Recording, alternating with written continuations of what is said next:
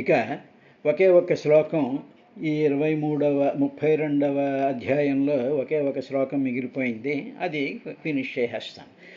Yeah ఇదం శృణుయాదంబా శ్రద్ధయా పురుష సకృత్ యో వా అభిధత్తే మచ్చిత్తః సహ్యేతి పదవీంచమే. అమ్మా, ఇప్పుడు ఆయన చెప్తూ ఉన్నాడు, యహ ఏ పురుష మానవుడు ఉన్నాడో, ఇదం దీనిని అంటే ఇంతవరకు చెప్పబడినటువంటి ఈ కపిల గీతను సకృత్ ఒక్కసారి శ్రద్ధతో శృణుయాత్ వినును. ఎవరైతే చాలా శ్రద్ధగా నేను చెప్పినటువంటి నీకు చెప్పినటువంటి ఈ కపిల గీతను ఎవరైతే యహ పురుష ఇదం సకృత్ శ్రద్ధయా శృణుయాత్ శ్రద్ధగా వింటూ ఉంటారో, యహ ఎవడైతే చిత్త ఇలా విన్న తరువాత వాడి వినడం శ్రద్ధగా ఎవరైతే వింటారో, నెంబర్ 2 మత్ చిత్త నాయందు వాళ్ళ మనసుని పెడతారో, నా యందు, నా పాదాల యందు, నా రూపాల యందు, నా సాకార రూపమైనటువంటి రాముడు యందు కానీ, కృష్ణుడి యందు కానీ, అమ్మవారి యందు కానీ, వెంకటేశ్వర స్వామి యందు కానీ, ఎవరు మనకి నచ్చినటువంటి ఆ పరమాత్మ యొక్క వ్యక్త రూపాలైనటువంటి ఆ స్వరూపాల యందు నా మనసు పెడతారో, అదేవిధంగా ప్రకృతిలో కనిపిస్తూ ఉండేటువంటి అన్ని వస్తువులలోనూ కూడా పరమాత్మ యొక్క స్వయం జ్యోతి వెలుగుతోంది. ఇదంతా సత్యం, ఈ పరమాత్మే సత్యం, ఈ పరమాత్మయే ఈ విధంగా ఎన్ని రకాలుగా వేషాల కింద కనిపిస్తున్నాడు అని చెప్పి మత్ చిత్త అలాగ వాళ్ళ మనసుని నాయందే పెడుతూ ఉంటారో,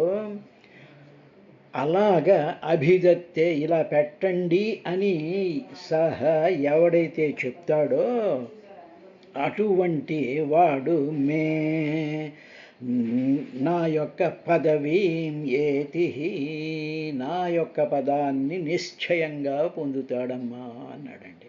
అంటే కపిల గీతను ఎవరైతే ఇదం శృణుయాత్ అంబా శ్రద్ధయా, ఎవరైతే దీన్ని శ్రద్ధగా వింటారో అమ్మా, తరువాత ఇది శ్రద్ధగా ఎవరైతే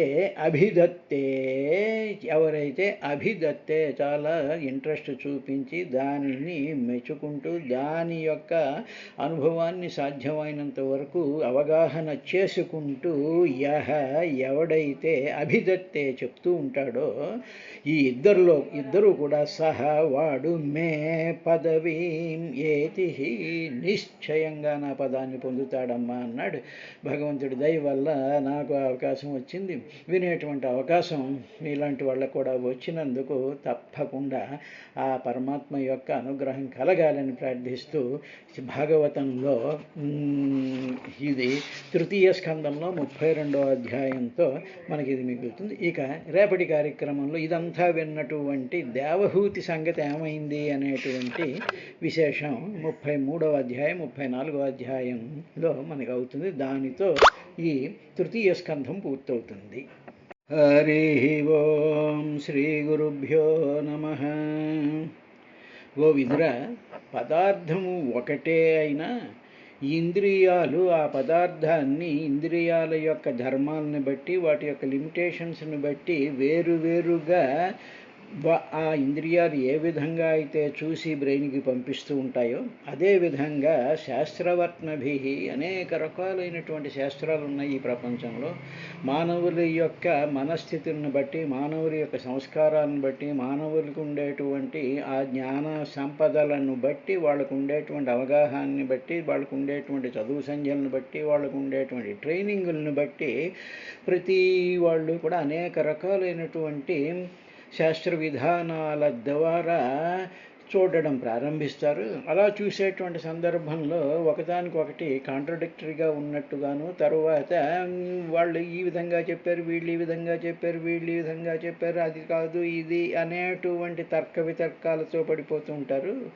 కానీ ఎవరు ఏం చెప్పినా సరే ఆ చెప్పేటువంటిది పరమాత్మ భగవంతుడి గురించి మాత్రమే చెప్తూ ఉంటారు అనేటువంటి విషయాన్ని మనం గ్రహించినప్పుడు, అప్పుడు మనకు ఆయా మార్గాల మీద కానీ, ఆయా శాస్త్రాల మీద కానీ మనకు ఏ విధమైనటువంటి చెడు స్వభావం కానీ చెడు భావం కానీ ఉండదు. ఓహో, ఇవన్నీ కూడా భగవంతుడి కోసం చేస్తూ ఉన్నారు అనేటువంటి స్థితి ఉంటుంది అని చెప్పిన తర్వాత ఇంకా స్వయం ప్రకాశ స్వరూపుడైనటువంటి స్వదృక్ అయినటువంటి ఆ పరమాత్మను నిర్గుణ స్వరూపంగా మాత్రమే చూడాలి.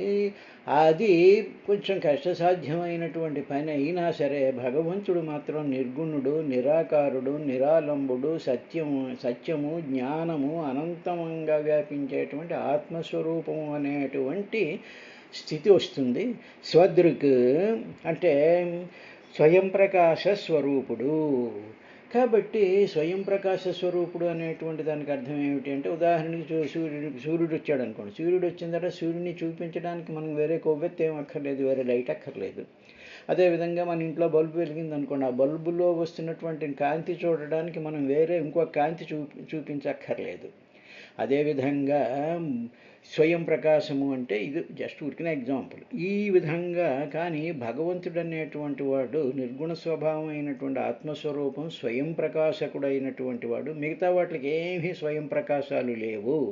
ఉదాహరణ, సూర్యుల్లో థర్మోన్యూక్లియర్ రియాక్షన్స్ వల్ల ఆ సూర్యకాంతి వస్తుంది. ఆ సూర్యకాంతి చంద్రుడి మీద పడి వెన్నెలొస్తుంది.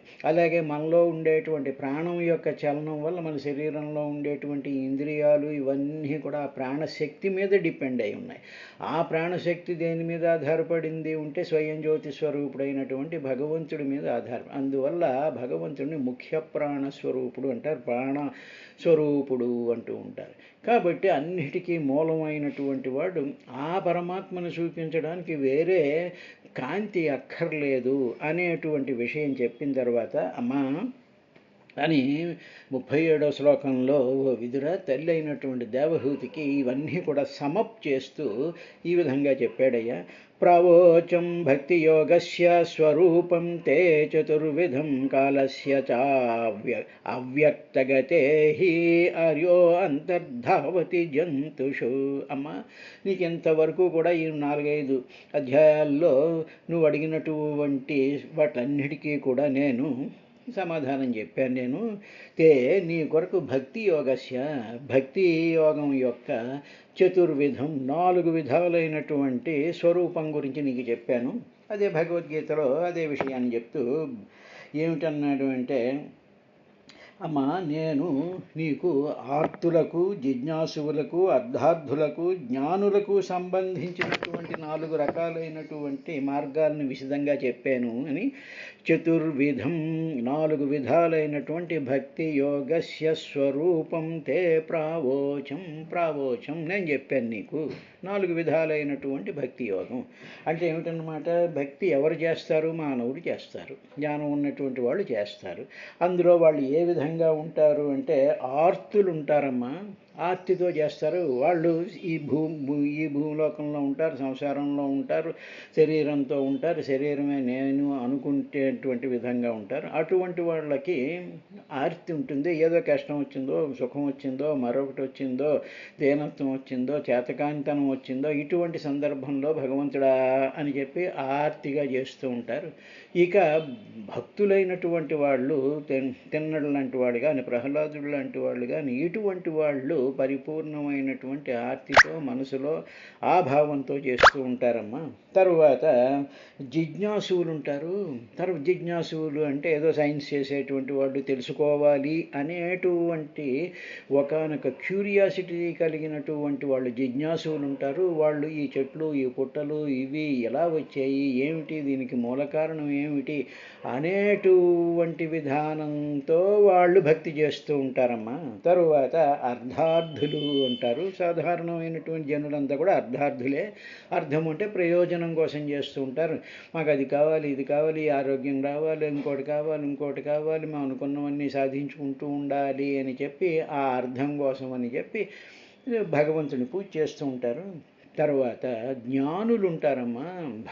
భగవంతుడే సర్వము, భగవంతుడే సత్యము అనేటువంటి పరిస్థితిలో సర్వము తెలుసుకుని స్వయం జ్యోతి స్వరూపంలో ఉండేటువంటి మహానుభావులైనటువంటి వాళ్ళు జ్ఞానులు కూడా ఈ భక్తి యోగం చేస్తూ ఉంటారు. దానికి ఉదాహరణకి భగవాన్ రమణ మహర్షి మహాజ్ఞాని, అదే పరమాచార్యులు వారు కానీ, రామకృష్ణ పరమహంస కానీ, శ్రీరామకృష్ణ పరమహంస అయితే అంతటి మహాజ్ఞాని, అంతటి అవతార పురుషుడైనటువంటి వాడు. అమ్మవారిని ఆయన నిరంతరం పూజిస్తూ ఉండేవాడు, భక్తి చేస్తూ ఉండేవాడు. అదేవిధంగా పరమాచార్యులు వారు కానీ, అపరమాచార్యులు వారు లింగాన్ని లేకపోతే కామాక్షి అమ్మవారి యొక్క పూజాదులు అర్చనలు అవి చేస్తూ ఉండేవారు. అదేవిధంగా భగవాన్ రమణ మహర్షి, అరుణాచలేశ్వరుడు, అపీత కుజాంబిక అమ్మవారుని వాళ్ళు ఆ విధంగా అంత జ్ఞానస్వరూపులైనటువంటి వాళ్ళే భగవత్ స్వరూపులైనటువంటి వాళ్ళు కూడా ఆ విధంగా చేస్తూ ఉంటారమ్మా. కాబట్టి ఈ 4 విధాలైనటువంటివన్నీ కూడా నీకు నేను విశదంగానే ప్రావోచం చెప్పేశాను అని చెప్పిన తరువాత ఇంకొక మాట కూడా ఆయన చెప్పాడు. కాలస్య ప్రవోచం, కాలం యొక్క విధానం కూడా నీకు చెప్పాను, కాలం యొక్క స్వరూపం కూడా నీకు చెప్పాను. ఈ కాలం ఏం చేస్తుంది అంటే ఇది అవ్యక్తగతే, అవ్యక్తం దాని యొక్క గమనం ఉందే, కాలం యొక్క గమనం ఉందే, అది దాని యొక్క కదలిక ఎవరికి తెలీదు, చాలా అవ్యక్తంగా ఉంటుంది. అలాంటి కాలం ఏం చేస్తుంది అంటే జంతుషు ధావతి, ఆ కాలం జంతుషు అంటే ఈ జీవుల్లోకి ప్రవేశించి ధావతి అనేక రకాలైనటువంటి వికారాన్ని కలిగిస్తూ ఉంటుంది. కాలము ఇక్కడ వికారం అంటే జన్మలను అన్నమాట. ఈ కాలం వల్ల, ఈ కాలం అనేటువంటిది చాలా బ్రహ్మాండమైనటువంటి ఒక ఫోర్స్. అది పరమాత్మలో మాయా ఉంది, కాలము ఉంది, తర్వాత మహత్తత్వము కూడా ఉన్నాయి. మహత్తత్వంలో పంచభూతాలు, పంచతన్మాత్రలు, ప్రకృతి గుణాలు, సత్వ రాజోగుణాలు ఇవన్నీ కూడా ఉంటాయి. ఇవన్నీ కూడా మాయ కంట్రోల్లో ఉంటాయి. మాయ కాలం సహాయంతో ఇవన్నీ చేస్తుంది. అందువల్ల ఈ కాలం యొక్క గతి ఎవరికి కూడా తెలియదమ్మా. ఈ కాలమే జన్మాది వికారాన్ని కలిగిస్తూ ఉంటుంది అని చెప్పాడు. దీనికే కాలమన్నియు చేయుచునుండు కాలము విచిత్రము దుస్తరమెట్టి వారికి వాయువశంబులయ్యగసి వారి ధరంబులు మెంటను కూడుచుం పాయుచునుండు కైవడి కాలతంత్రమై, కాలం ఈ తంత్రం అంటే ఒక దీనిలాగా కదులుతూ ఉంటుంది. కాలము విచిత్రము, కాలము అన్నియున్ చేయుచునుండు కాలము విచిత్రము దుస్తరమెట్టి వారికి. కాబట్టి నీ కాలం గురించి కూడా చెప్పాను. అంటే కాలం అంటే ఏమిటో తెలుసుకోవాలి, తర్వాత పంచభూతాలు అంటే ఏమిటో చెప్పాను, తర్వాత మానవులు ఎన్ని రకాలుగా ఉంటారు అనేటువంటి విశేషాన్ని కూడా చెప్పాను. ఇవన్నీ చెప్పాను కదా నీకు అని చెప్పి ఆయన సమప్ చేస్తూ జీవస్య సంశ్రుతిర్బహ్వీర్ అవిద్యా కర్మ నిర్మితాః యా స్వంగ ప్రవిశన్ ఆత్మ న వేద గతిమాత్మనః. అంగ అంటే అమ్మా, జీవస్య ఈ జీవుడున్నాడే, ఈ జీవుడు ఏమి చేస్తూ ఉంటాడు అంటే అవిద్యా కర్మ నిర్మిత బహ్వీ సంస్కృతి. ఈ జీవుడికి శరీరంలోకి ఎంటర్ అయిపోయినటువంటి ఆ జీవుడు, ఆ తెలివి, ఆ కాన్షియస్నెస్, శరీరమే నేను అని మాయ యొక్క ప్రభావం వల్ల శరీరం నేనే అనుకునేటువంటి కాన్షియస్నెస్ ఉంటుంది ఆ జీవుడికి. వాడు అవిద్యా కర్మ నిర్మిత బహ్వీ సంస్కృతి. వాడు ఏం చేస్తూ ఉంటాడంటే అవిద్య వల్ల, అజ్ఞానం వల్ల, తర్వాత కర్మ చేత నిర్మించబడినటువంటి బహ్వీ అనేక రకాలైనటువంటి రూపాల్లోకి వెళ్ళిపోతూ ఉంటాడమ్మా. ఎందుకు మానవుడు జన్మలు ఎత్తుతూ ఉంటాడు అనేటువంటి విషయాన్ని ఆయన చెప్తూ అవిద్య ఉంటుంది, వీడికి అజ్ఞానం అనండి. విద్య అంటే తెలుసుకునేటువంటి తత్వం, అవిద్య అంటే ఏమీ తెలియనటువంటి తత్వం. అంటే ఎందుకు తెలియదండి, మనం అన్నీ చూస్తూనే ఉన్నాం కదా, చెట్టని పొట్టని కుక్కని ఇదని ఇదని నక్షత్రాలని గ్రహాలని సైన్స్ అని ఇదని అదని అన్నీ తెలుస్తూనే ఉన్నాయి కదా అని. నువ్వు తెలుసుకునేటువంటివన్నీ కూడా నీ ఇంద్రియాల ద్వారా, నీ బ్రెయిన్ ద్వారా నీకుండేటువంటి ఆ తార్కిక దృష్టితో మాత్రమే చూస్తూ ఉన్నావు. కానీ అన్నిట్లోనూ కామన్గా ఉండేటువంటి అన్నిటికీ ఆశ్రయమైనటువంటి విధానాన్ని మాత్రం నువ్వు చూడలేకపోతున్నావు. అలాగ చూడలేని తనం అవిద్య అంటారు. ఆ అవిద్య చేత, ఆ జ్ఞానం చేత, ఉదాహరణకి సింపుల్ ఎగ్జాంపుల్ ఒకటి చెప్తాను అనుకోండి. ఉదాహరణకి హైడ్రోజన్ యాటమ్ ఉందనుకోండి. హైడ్రోజన్ యాటమ్ సైంటిస్ట్ చూసినప్పుడు వాడు ఏం చేశాడు, ఒక ఎలక్ట్రాన్ తిరుగుతోందన్నాడు, ఒక ప్రోటాన్ ఉందన్నాడు, రెండింటికి మధ్యలో స్పేస్ ఉందన్నాడు, ఇదేమో పాజిటివ్ ఛార్జ్ అన్నాడు, అది నెగిటివ్ ఛార్జ్ అన్నాడు, రెండింటికి మధ్యలో గ్రావిటేషనల్ అట్రాక్షన్ ఉందన్నాడు, ఇదేమో ఇంకో దాంతో కలుస్తుందన్నాడు, అన్నీ బాగానే చెప్పాడు, బాగానే ఉంది, అందులో ఏమీ చెప్పలేదు. అది వాడికి విద్య, అది తెలుసుకున్నాడు. విద్య అంటే తెలుసుకోవడం, అవి తెలుసుకున్నాడు, బాగానే ఉంది. కానీ వాడు తెలుసుకోనటువంటి విషయం, అసలు ఈ ఎలక్ట్రాన్ ఎక్కడి నుంచి వచ్చింది, ఈ ప్రోటాన్ ఎక్కడి నుంచి వచ్చింది, ఈ మధ్యలో ఉండేటువంటి స్పేస్ ఎక్కడి నుంచి వచ్చింది, ఈ రెండిటికి మధ్యలో ఉండేటువంటి gravitation attraction or electrical attraction, ఈ ఎలక్ట్రోమాగ్నెటిక్ ఫినోమినా ఎక్కడి నుంచి వచ్చింది, దేనిని ఆశ్రయించుకొని దేనిలో నుంచి ఇది ఇవాల్వ్ అయి వచ్చింది అనేటువంటి జ్ఞానం లేదు. వీటిని బట్టి ముందుకు వచ్చేసాడే తప్ప వీటికి మూలమైనటువంటి మూల కారణం ఎవ్వడు అనేటువంటి విషయం వాడికి తెలియలేదమ్మా.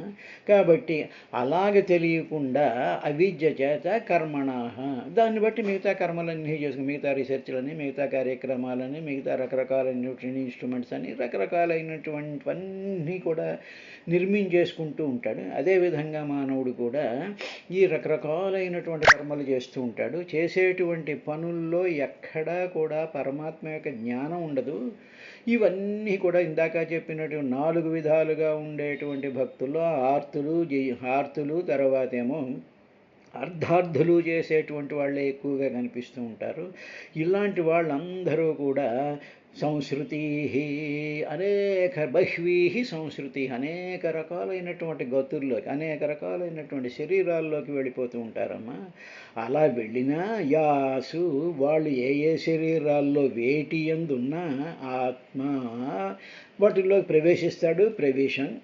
ప్రవేశించినటువంటి వాడు ఆత్మనః గతిం నవేద, తాను ఎవరు అనేటువంటి ఆత్మనః తన యొక్క గతిం, తన యొక్క స్వరూపం, తన యొక్క లక్ష్యము నవేద తెలుసుకోలేకపోతున్నాడమ్మా. అంటే ఫైనల్గా ఏం చెప్పాడు అంటే ఈయన, అమ్మ ఇంత విశేషాన్నంతా కూడా నేను చెప్పుకుంటూ వచ్చాను. ఎంత చెప్పినా సరే ఇప్పుడు ఈ మాయా యొక్క శక్తి వల్ల, భగవంతుడి యొక్క విలాసం వల్ల వీడికి ఆత్మనః గతిం న వేద, తాను ఎవరో అనేటువంటి విషయం మాత్రం తెలియటం లేదు. మిగతా విషయాలు అన్నీ తెలుస్తూనే ఉన్నాయి, కానీ ఆ తెలుసుకునేటువంటి తాను ఎవరో మాత్రం వీడికి తెలియటం లేదమ్మా అన్నాడు. అన్న తరువాత అక్కడితో ఆ టాపిక్ని ఆపేసేసి, ఇంతవరకు నేను చెప్పినటువంటి ఈ భాగవతం ఉందే, ఈ కపిలగీత ఉందే, ఇదంతా కూడా అమ్మ ఎవరికి చెప్పకూడదో ఎవరికి చెప్పాలో అనేటువంటి 2 క్లాసిఫికేషన్స్ చేశాడండి. అది నైతత్ ఖలాయో ఉపదేశేన్న వినీతాయ కర్హిచిత్ న స్తబ్దాయ న భిన్నాయ న ఏవ ధర్మధ్వజాయ చ. అమ్మ ఇప్పుడు నేను చెప్పినటువంటి కపిలగీత విన్నావు కదా, బాగుంది, నువ్వు రావే నీకు చెప్తాను అని అందరికీ చెప్పకూడదమ్మా. ఇది ఏతత్, దీనిని ఇంతవరకు నేను చెప్పినటువంటి దాన్ని ఖలాయ దుష్టుడి కోసం, దుష్ట స్వభావం కలిగినటువంటి వాడికి నా ఉపదిశేతు, దీనిని ఉపదేశించకూడదు. వాడు దుర్మార్గుడు, వాడన్నీ చెడ్డ పనులు చేస్తూ ఉంటాడు, వాడన్నీ వేదం నిషేధించినటువంటి పనులు చేస్తూ ఉండేటువంటి వాడికి ఇది చెప్పకూడదమ్మా. నా ఉపదిశేతు ఖలాయ, దుష్టుడికి చెప్పకూడదు.